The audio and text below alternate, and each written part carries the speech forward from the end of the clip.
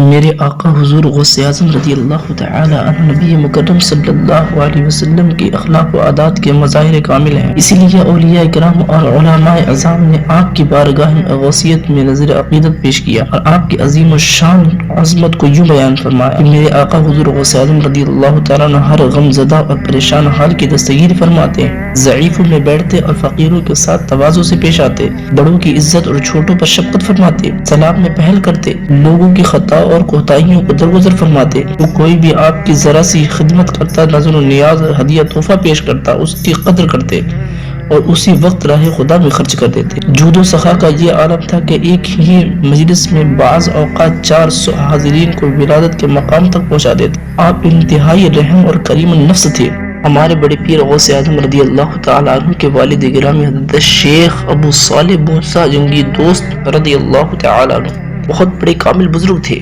کہ بے شمار واقعات بھی ہوئے۔ آپ کی والدہ ماجدہ حضرت ام الخیر فاطمہ ثانیہ رضی اللہ تعالی عنہا ہیں، اور حضور غوث اعظم رضی اللہ تعالی عنہ جب پیدا ہوئے تو آپ مادرزاد ولی پیدا ہوئے، چنانچہ ولادت کے وقت ہی آپ کی یہ کرامت ظاہر کہ آپ رمضان مبارک میں طلوع فجر سے غروب آفتاب تک کبھی آپ نے دودھ نہیں پیتے، یعنی رمضان شریف کے پورے مہینے آپ روزہ رکھتے تھے، اور جب افطار کا وقت ہوتا، مغرب کی اذان ہوتی تو آپ دودھ پینے لگتے۔ یہ کرامت اس قدر مشہور ہوئی کہ جیلان کے ہر طرف یہ شہرہ اور چرچا تھا کہ سادات کے گھرانے میں ایک ایسا بچہ پیدا ہوا ہے جو رمضان مبارک میں دن بھر دودھ نہیں پیتا۔ اور کیا آپ جانتے ہیں حضور سیدنا سرکار غوث پاک رضی اللہ تعالی عنہ جب پیدا ہوئے تو اس وقت اللہ رب العزت نے ہر گھر میں بیٹا پیدا فرمایا، اور جو بیٹے پیدا ہوئے اللہ نے انہیں سب کو ولی کامل بنایا۔ تو آپ کا نام نامی اسم گرامی سید عبد القادر جیلانی رضی اللہ تعالیٰ، آپ کی کنیت ابو محمد تھی،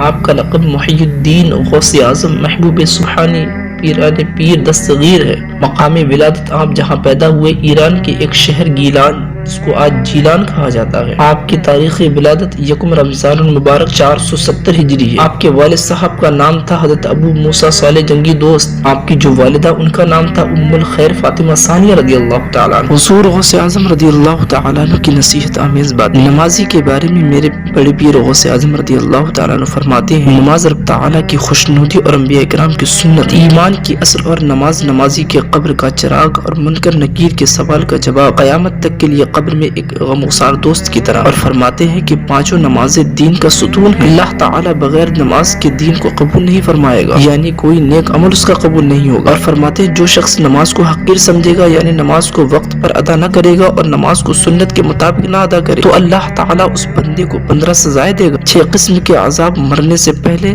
اور 3 مرتے وقت اور 3 قبر میں اور 3 قبر سے اٹھتے وقت۔ تو پتہ یہ چلا کہ ہمارے پیر بڑے دستگیر حضور غوث اعظم رضی اللہ تعالیٰ عنہ کے فرمودات سے دن کے اجالے کی طرح ظاہر ہو گیا، اور یہ بات ثابت ہو گئی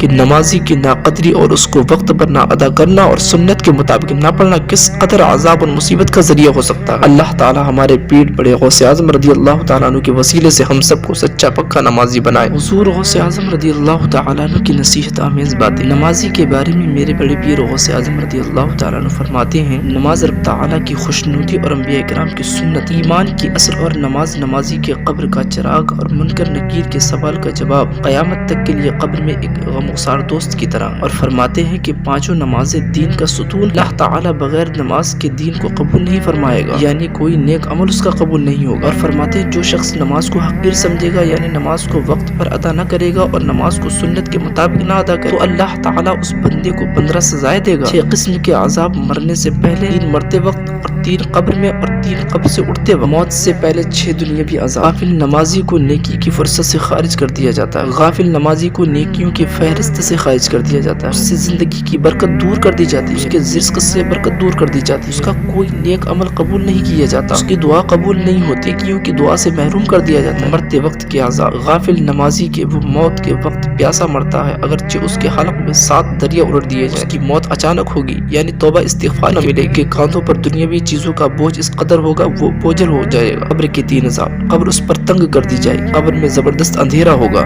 منکر نکیر کے سوال کا جواب نہ دے سکے گا، اس سے اٹھتے وقت 3 عذاب، اللہ تعالیٰ بہت ناراض ہوگا، اس سے حساب بہت سخت ہوگا، اللہ کے دربار میں اس کی واپسی دوزخ کی طرف ہوگی، اگر اللہ تعالیٰ معاف فرمائے تو خیر۔ پتہ یہ چلا کہ ہمارے پیر بڑے دستگیر حضور غوث اعظم رضی اللہ تعالیٰ عنہ کے فرمودات سے دن کے اجالے کی طرح ظاہر ہو گیا، اور یہ بات ثابت ہو گئی کہ نمازی کی ناقدری اور اس کو وقت پر نہ ادا کرنا اور سنت کے مطابق نہ پڑھنا کس قدر عذاب اور مصیبت کا ذریعہ ہو سکتا۔ اللہ تعالی ہمارے پیر بڑے غوث اعظم رضی اللہ تعالیٰ عنہ کے وسیلے سے ہم سب کو سچا پکا نمازی بنائے۔